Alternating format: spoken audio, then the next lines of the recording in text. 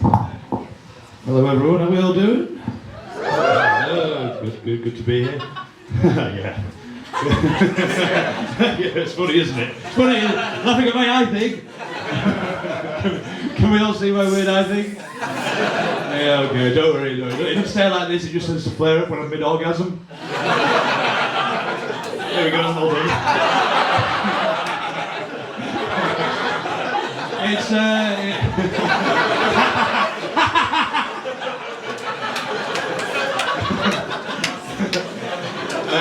it's kind of weird when my vision crosses over. I can see two of everything. Some people it's a pleasure to see twice. Others not so much. Sorry, dudettes. Look at somebody for that joke to work. Don't take it personally, okay? You just the ugliest fucker in the entire I'm joking, of course. I'm joking. You're all beautiful in my eyes, but then my eyes are fucked. I first became aware of my weird eye thing when I was 7 years old, sat at the front of the school bus where I thought it was safe, and these bastards at the back, they'd call my name, so I'd turn around and be like, yeah, what is it? What do you want? And they'd be laughing and joking and what have you, and initially I didn't know what they were laughing about, so I'd get up to go join them, maybe make some friends. Yeah, they didn't want to be friends. They just told me to sit back down and to shut the fuck up. It's quite a sad story, actually, guys. I had a very impressionable time in my life. I should probably talk to my therapist about it. I bumped into my therapist the other day. I went straight into the back of him on the inner ring road. He was not happy. He was so angry, in fact, I had to tell him. I said, Chris, you need to start regulating your emotions a bit better, mate. I'm practicing what you preach, yeah? I like big butts, which is really inconvenient when you have a tiny penis.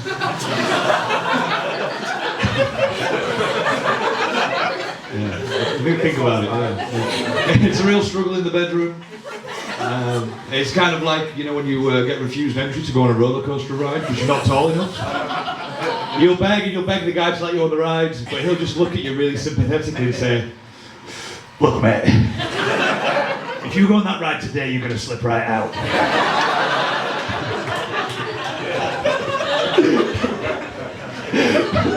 feel there's a few relatable laughs there. That's happened to me before, mate. So I bought my first house recently. Thank you guys, appreciate it. I had to live with my dad for 2 years just to save for a deposit. Which wasn't easy. Me and my dad, we don't see eye to eye. Fuck you guys. That is low. No, we don't see eye to eye. He's a typical Yorkshireman. He's very tight with his money. He'd rather save his money than actually look after himself and take care of his appearance.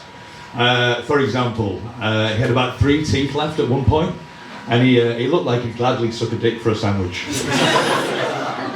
You know the look, right? You know that look, that glint in the eye, that gummy smile. And after a while, I said to him, Dad, why don't you prize open your wallet, spend a bit of money, and get yourself a new set of teeth. And he looked at me in my good eye, and he said, here we go, right? And I'll never forget that. First time my dad told me he loved me. Which was a weird response to the question I asked him, but come on, that's what I heard. I'll cherish it forever. But yeah, I was at my dad's for 2 years. I eventually got my own place, moved out of my dad's place. It's just too much sometimes. Very overbearing, suffocating. I'd get home from work and he'd be like, "How was your day?" I was like, "Fuck off, Dad! Jesus, you're always giving it this, aren't you? How are you doing? You alright for money? Fucking prick." So like I said, I've moved into my new place now, and word of warning, never give your mum a spare key to your house, okay? Me and my partner, we moved in, we moved all our things, in, and we put our things where we like our things to be. And after a while, these things started moving. We were freaking out. Thought the house was haunted or something. Louisa wanted to have counselling, but she couldn't afford it because of pay gap and everything. I was alright, I was already seeing a therapist. But yeah, it turns out it was just my mum. It was my mum just moving shit like, oh yeah, the kettle can go there, and the microwave's better to go there. She moved the bed around at one point, and she pulled her back out doing that. And she was in bed for 6 months, laid up, resting.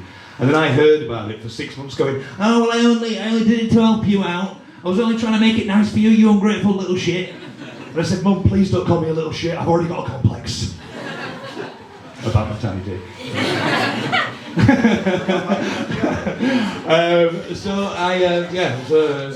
But I haven't always lived in a house, obviously. During my late 20s and early 30s, I lived in a van for quite a while. And when I told people this, they'd call me a bum, which I took offence to, just because I showered in the rain and crapped in a bag and occasionally masturbated into a street drain. It doesn't make me a bum, I'm not sure what it makes me yet. Some of you might be asking yourselves, dude, why were you masturbating into a street drain? And it's a good question. It's a really good question. Some of you also might be asking yourselves, how much longer has this guy got on stage? It's also a really mean question, but understandable.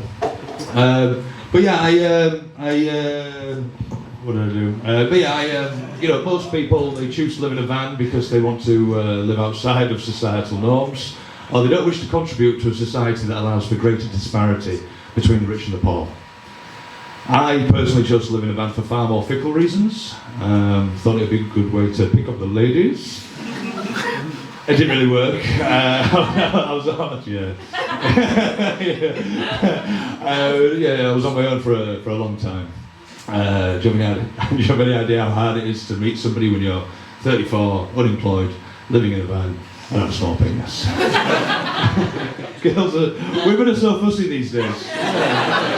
What's going on? Unbelievable. But it was during those solitary years in a van. I didn't really get up to much. I just bummed around, went from job to job. I was a constant source of disappointment to my friends, family, former teachers, my white colonial forefathers. They'd be looking down going, oh man, we worked hard to make white privilege a reality. At least 100 years ago, the working classes were shitting in trenches for king and country. This guy just shits in a bag because he's too far away from the nearest 24-hour McDonald's, and he's foolishly left it a little bit too late. Yeah, that one needs work.